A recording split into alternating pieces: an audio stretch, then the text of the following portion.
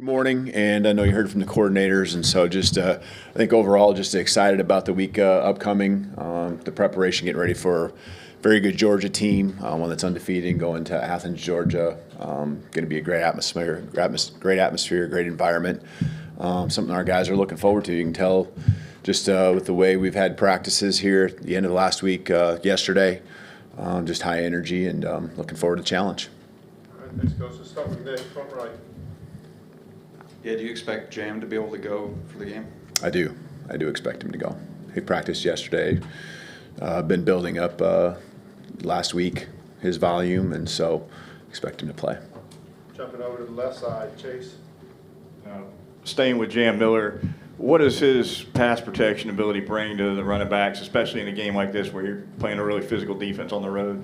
Yeah, no question that Jam's a complete back all around, not just what you see with him carrying the football, but in his pass protection, both the responsibility and the ability to get the job done physically as well. So he's very important that way. He's someone that we trust at the highest level, and just in fall camp and spring ball, goes back to last year. He's just been super consistent as a pass protector, not just as a guy who can carry the football. Let's go to Jamie on the front right. Hey, Coach, how important is discipline in a game like this where penalties, mistakes, and crowd noise could swing momentum? Yeah, I mean, not every game, but a lot of these games that you have in the SEC come down to one possession, and going into the fourth quarter. And when you have games that are that close, it's a play here, a play there that keeps the drive alive. A lot of times it comes down to penalties. Obviously, there's an execution piece that is really important throughout the game, but you don't know when that penalty is. Is it the one that extends the drive in the first quarter, the fourth quarter? You got to be able to be focused and be disciplined for 4 quarters and more if needed. Staying on the right side, let's go to Charlie next. Yeah, Coach Womack said that Tim's going to be able to go, Tim Keenan's going to be able to go this week. Just what kind of boost does that give your defense up front? Yeah, I think in a couple of ways. I mean, he's voted team captain for a reason, and so the energy he's brought, the last even 2 to 3 weeks, just, his juice, and he's that way naturally. He loves this place. I think, his perspective of being on the sideline has brought another level of energy to him that our defense and our whole team can really has responded to. And then on top of it, he's a big anchor, big body in there that can kind of hold down the line of scrimmage, get a push in the pocket on pass plays, and so it's good to have him back. And he's had a couple good days here and continue to build here through the week of practice is what we're expecting. Go to Kennington, back right. Just what have you seen in the last few weeks from the team, could be in game, could be in practice, that gives you confidence that they'll be able to go on the road and execute unlike what happened in week 1? Yeah, whatever we've asked of this group, they've just been so coachable, and I think talking through and going through what we've experienced together. You got to prove it on the football field, but just the way that they want to respond in practice, I think, has carried over into what we've done, at least in these home games, these last 2 weeks. And so, we got to be resilient. We know there's going to be storms that we're going to have to weather in the SEC, on the road, and you got to do it. No one else is going to go do it for you. I know there's a high want-to factor that this group has.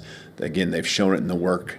They've shown it in their preparation, and that's the key. Really just prepare, invest, and do everything you can to be confident and do something special together. And so, just ask these guys to empty the tank every single day, and they've done that, and that's what we got to do on Saturday. But we're going to have to be resilient, and understand that adversity against good football teams is going to happen, and know what our response is going to be, choose our response, and understand what that looks like even now, not just when it happens. Jumping to the left side, let's go to Kalen.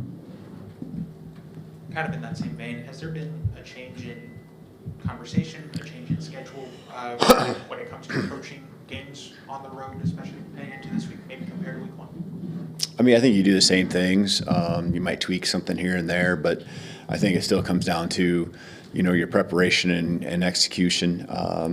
every game's a little different depending on how far you travel and all that, where you're staying, and that's a lot of the times how the coordination of the schedule, might be impacted. And so for us, the flight and then the drive the next morning, that's going to be different than it is in some other cities that we go to.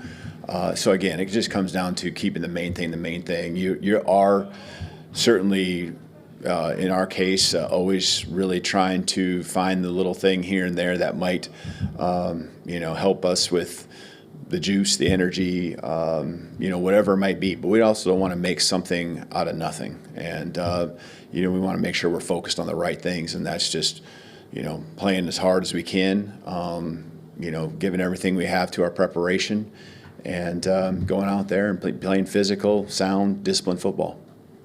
Let's go to Emily Grace, front left. Coach, in what ways have you seen your players maintain the level of intensity and focus that you expect through the bye and preparation for Georgia? Mm-hmm. Yeah, what I've asked them to do is just really look at their process, and this is the way it should always be. Just really kind of similar and adding to the question that was just asked about even what we're doing on road trips and things like that.